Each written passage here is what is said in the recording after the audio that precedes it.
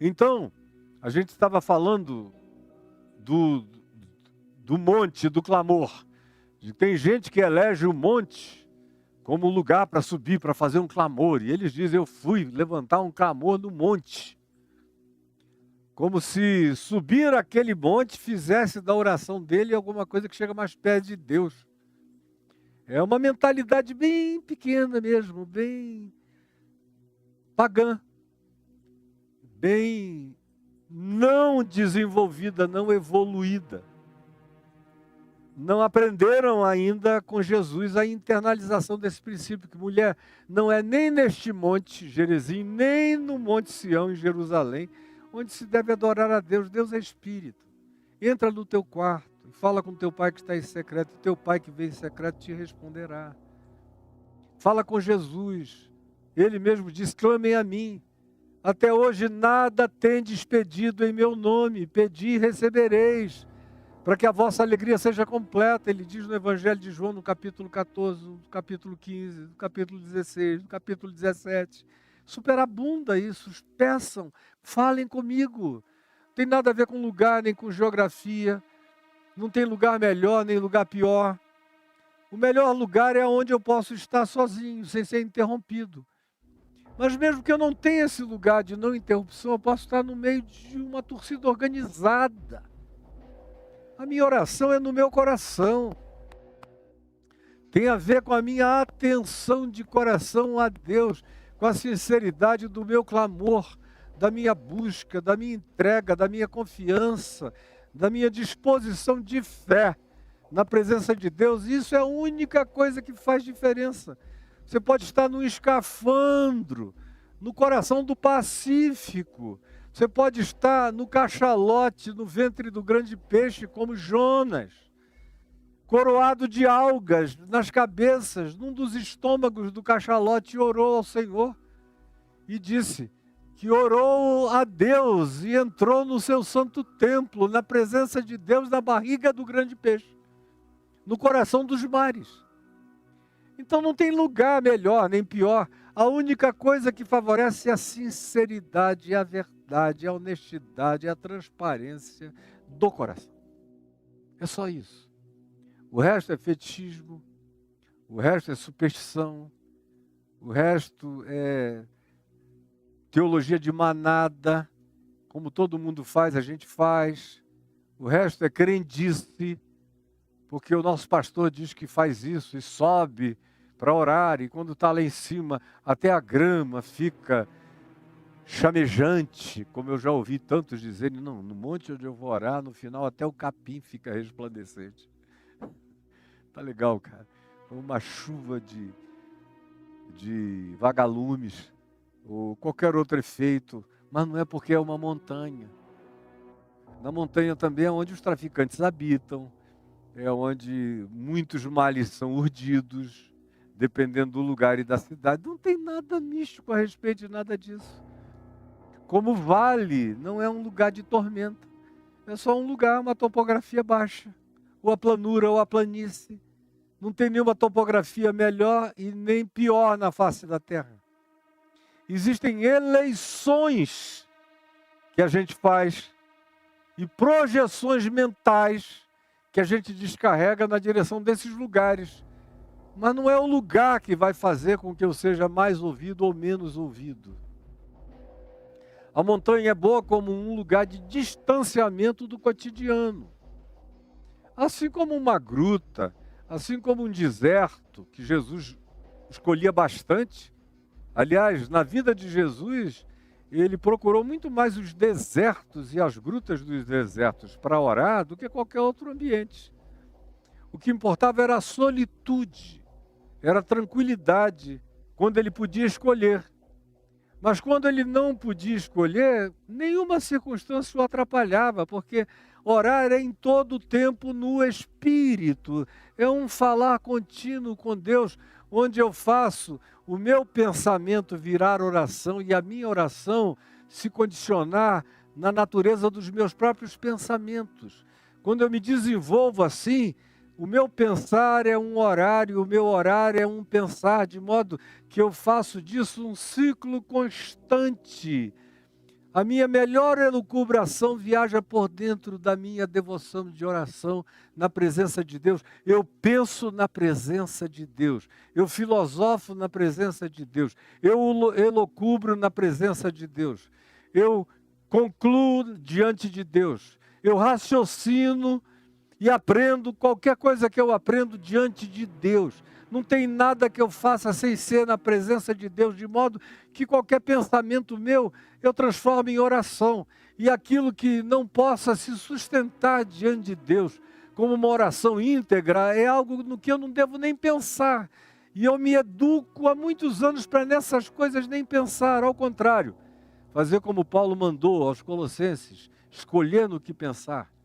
Escolher pensar em tudo que é puro, em tudo que é louvável, em tudo que é de boa fama, se alguma virtude há, se algum louvor existe, diz Paulo, seja isso que ocupe o vosso pensamento, ao invés de pensarem em ludíbrios, em enganos, em trapaças, em tramóias, em teorias da conspiração, em elaborações negativas sobre o que o outro deve estar pensando a meu respeito, planejando contra mim.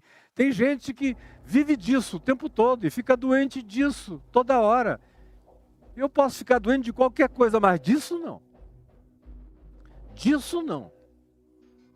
Porque a minha mente não viaja por aí. E os que convivem comigo sabem que a minha mente não viaja por aí. Eu não me entrego a esse tipo de raciocínio. Não é assunto para mim, não é pauta para mim, não é interesse meu conversando. E muito menos é assunto para minha reflexão, para o meu pensamento, para minha elaboração, para minha elucubração, para minha filosofação, de qualquer que seja a natureza, não é por aí que eu viajo. Não é mesmo, e Deus sabe, e os principados e potestades sabem, os anjos sabem, e a minha mulher sabe, e os meus filhos sabem, e quem quer que conviva comigo, sabe. E eu digo isso com toda sinceridade, olhando nos seus olhos, sem nenhuma hipocrisia. Na verdade, na luz do Senhor. Clamando, quanto tempo faz que você e Jesus não têm colóquios de verdade? Você até ora mais para as pessoas da sua congregação do que para Deus. A maioria das pessoas que eu conheço não oram a Deus, elas oram para as pessoas da congregação ouvirem. Ouvirem, elas gritam, por isso elas, na maioria das vezes, oram apenas as coisas que não têm profundidade, que não têm interiorização, que não têm nenhuma relação com as verdades do coração, porque essas mesmas, elas não querem colocar para fora. Elas só oram acerca daquelas coisas que podem ser temas muito básicos. Quando é alguma coisa que envolva família, falando mal de alguém. Senhor, salva aquele meu marido de coração duro. Ó Senhor, a minha mulher está se desviando da fé. Aí já tem um monte de irmãs que ficam olhando assim, será que vai sobrar para mim? Senhor, eu não aguento mais aquele homem que anda fazendo violência contra mim. Já tem ali uns varões de igreja dizendo, essa mulher deve estar carente, tadinha. Aí já se aproxima, leva ao ponto de ônibus, começa uma conversa. Ixi, meu Deus, eu estou com a idade de Matusalém, de tanto saber de como é que essas coisas acontecem e funcionam. E oram para os outros, oram da cara para fora. Ou oram pedindo dinheiro. Porque aí pelo menos todo mundo fica sabendo que o outro está precisando de dinheiro. Sei lá, se alguém chega e propõe alguma coisa, ou tem algum tipo de vontade ou de agenda oculta onde sobre alguma grana para mim, algum processo, às vezes até espúrio. Mas tem muita gente que só ora em público e só ora gritadamente e só ora para os outros ouvirem. Mesmo que seja um grande clamor. Porque o verdadeiro clamor, ele acontece na solitude. É quando você fala com Deus e bota os bofes para fora. É quando você se vira do avesso para fora. Aqui, eles estão os 13, são 12 clamando e um dormindo, que é Jesus, estão presos dentro de um barco numa tempestade, então não tem alternativa. Mas se estivessem sozinhos com Jesus, cada um ia clamar sozinho: Senhor, olha aqui, nós dois estamos afundando e tu não te importas, estás aí dormindo. Porque também é o que você encontra em Marcos e Lucas, é esse acréscimo: tu não te importa que pereçamos. Estás a dormir enquanto a gente está correndo o risco de morrer. E tu nem notas o nosso estado de perdição. Essa é a oração, esse é o clamor. Mas eu quero insistir com você nisso. Quanto tempo faz que de você para você mesmo, diante de Deus, você não entra no seu quarto, não fecha a sua porta, não fica diante do seu Pai que vem em secreto e não traz diante dele o seu clamor, a sua oração? Quanto tempo faz? Tem uma quantidade absurda de gente que, se for honesta, vai dizer: olha, eu nunca fiz isso. Eu só vou na onda, eu pego jacaré na onda da oração dos outros. Eu vou amém, amém, amém, amém. Eu só sou do amém, do aleluia, do oh glória, junto com os outros. Mas eu mesmo, sozinho, não acontece isso na minha vida nem na minha experiência. E aí, não é de admirar que as pessoas fiquem como as pessoas estão. Ficam esperando salvação de Deus vindo de qualquer lugar. Esperando que venha do pastor, que aí se aproveita disso.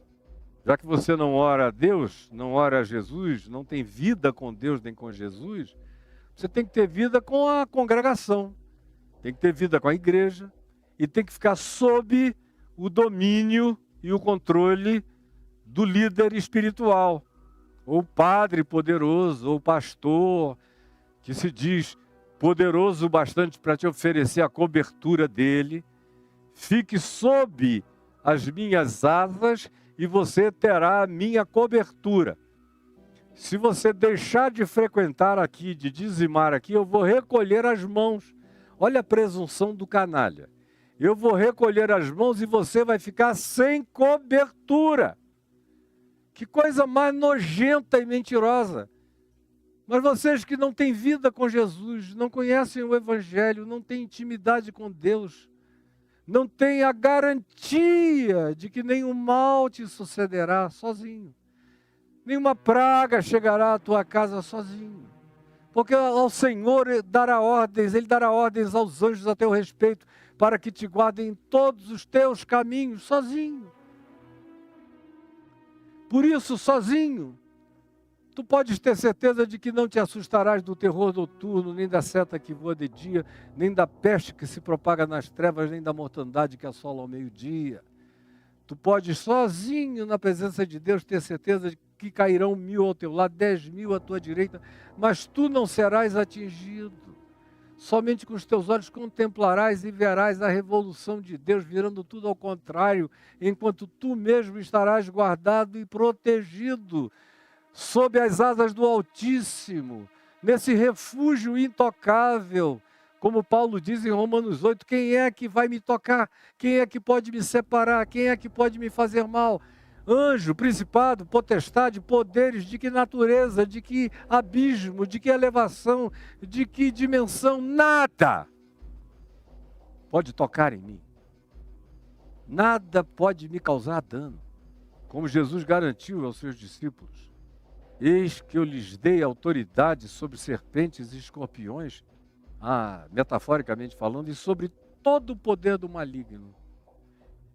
E nada, e ele ainda diz, absolutamente nada vos causará dano. Eu criei nisso quando eu criei em Jesus, isso já veio no combo da minha consciência. De que eu estava para além do toque da mão do diabo, ou de demônios, ou de espíritos malignos, ou de qualquer poder dimensional, em qualquer que fosse o nível deles. Eu estava guardado e protegido, eu tinha me tornado a menina dos olhos de Deus. Não é nenhum narcisismo, tem a ver exclusivamente com a inexplicabilidade do amor de Deus por um cara como eu. E eu criei na bondade, eu criei na graça, eu criei no favor imerecido, eu criei no amor de Deus em meu favor. e em favor de todo aquele que tem essa consciência, essa fé, e que estende os braços na direção certa. E inclusive daqueles que não sabem disso, que não têm a consciência que pela misericórdia de Deus eu adquiri como um privilégio do Evangelho, me informando e me formando nessa natureza de consciência, o que dá uma vantagem extraordinária para viver. Não tem nem comparação. Eu não sei nem como as pessoas conseguem existir e viver sem isso. Eu, pessoalmente, já não conseguiria há muitos anos, sem o que eu tenho.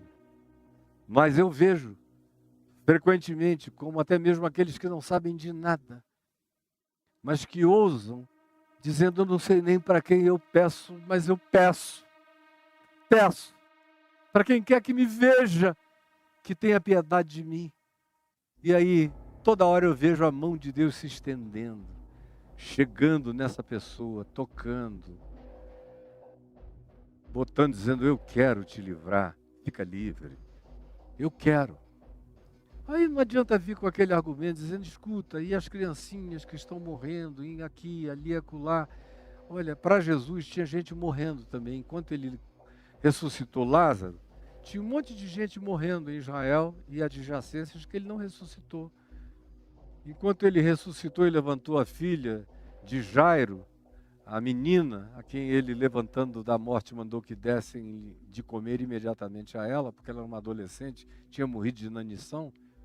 Tinha muita gente morrendo de inanição em volta e ele não ressuscitou ninguém. Leprosos, ele não curou a todos os leprosos que havia à volta dele. Ele mesmo diz, quando disseram, os sinais que tu fizeste lá na Galileia, faze-o aqui também. Ele disse, olha, nos dias do profeta Elias, tinha gente passando fome em Israel todo. Mas ele só levou provisões, azeite e alimento para uma viúva na terra de Serepta, fora das fronteiras de Israel, que nem de Israel era. Então, não entre nessa não. Eu estava vendo outro dia um pastor querido dizer isso. Não, eu não tenho mais coragem de orar pedindo intervenção de Deus por nada. E eu olhei e falei, pobre de você. Pobre de você. E você é gente boa. Você é um cara do bem, não faça isso não. Você comprou uma teologiazinha de descrença de saduceus. Como eu conheço uma quantidade enorme de teólogos, de acadêmicos, que oram nos cultos das suas igrejas. Só para o povo ver que eles oram, e eles oram bonitinho. Mas se você o chamar no particular e pedir para que eles unjam você com óleo e orem porque você está com uma enfermidade terrível, mas você crê que Deus pode socorrer você e você teve o desejo de ter uma comunhão de oração com aquela pessoa que você ama tanto, respeita tanto e pede que ela se una a você, 2 ou 3, em meu nome, eu ali estou no meio deles. Você não quer ser esse segundo comigo na presença de Deus em oração, concordar com o meu desejo de oração? Aí o cara diz, olha, eu não creio em cura divina, eu não creio mais em milagre, eu não creio em nada disso, está assim de gente. Inclusive dentre os pentecostais, os neopentecostais, que fazem isso como teatro de encenação de cura divina, mas na casa deles, eles não oram pela mulher doente, pelo filho doente, eles não entram no quarto, não dobram os joelhos, eles não oram por si mesmos, na presença de Deus, não oram. É tudo uma teatralização de oração e de clamor, é tudo uma performance, é tudo desempenho para impressionar os que vão dar dinheiro, só isso. E entre os grupos históricos, chamados ortodoxos, considerados teologicamente mais arrumados, aí é que a oração morreu mesmo, exceto a comunitária no cumprimento da liturgia da oração. Mas a oração sem a liturgia pública praticamente desapareceu. Morreu. Não tem mais clamor. Você sabe, você que está me vendo aqui nas plataformas variadas, sabe que o que eu estou dizendo é verdade a partir de você, da sua vida. Senhor, salva-nos, perecemos. Quanto tempo faz que só você e Jesus, só você diante de Deus, não faz uma oração assim? ou na presença das pessoas mais confiáveis, vivendo drama idêntico ao seu. Presos no mesmo container, no mesmo barco, sob a mesma tempestade. Quanto tempo faz que você não reúne a família no barco da casa para orar em razão dessa grande tempestade que está assolando vocês? Quanto tempo faz? O fato é que no passado isso era normal. A gente fazia o tempo todo. Não fazer é que era uma anomalia. Hoje em dia, isso desapareceu. O cara pega o celular e manda uma palavra para alguém, para algum grupo. Ó, gente, orem por mim. Vamos orar por fulano. Aí porque ele botou aquele pedido de oração naquele grupo, ele mesmo não ora nem pela pessoa por quem ele pediu a oração. E todo mundo no grupo acha que o fato de alguém ter pedido oração por alguém naquele grupo, de WhatsApp, ou de Telegram, ou de qualquer outro aplicativo, a oração em si já foi feita. Parece que quem vai responder é o Mark Zuckerberg. Caiu no aplicativo, o aplicativo intercede por nós na presença de Deus. Não é assim que acontece com você, com todo mundo. E cada vez mais. E a gente entra num cinismo dizendo, eu estou orando por ele. Não, você pediu oração pelo outro. E você mesmo, por ele, por ela, não ora. Mas como você pediu, você se exime desse compromisso para sempre. E os que ouviram, do mesmo modo se eximem, porque deve ter gente orando por essa pessoa, mas eu mesmo não vou fazer isso.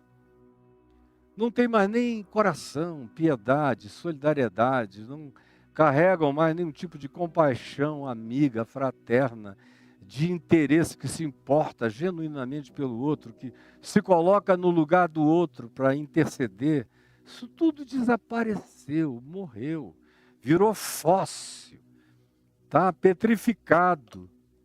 Antes o coração era de carne, virou um fóssil de pedra, mas não é mais coração pulsante, com nenhum tipo de oração clamante diante de Deus.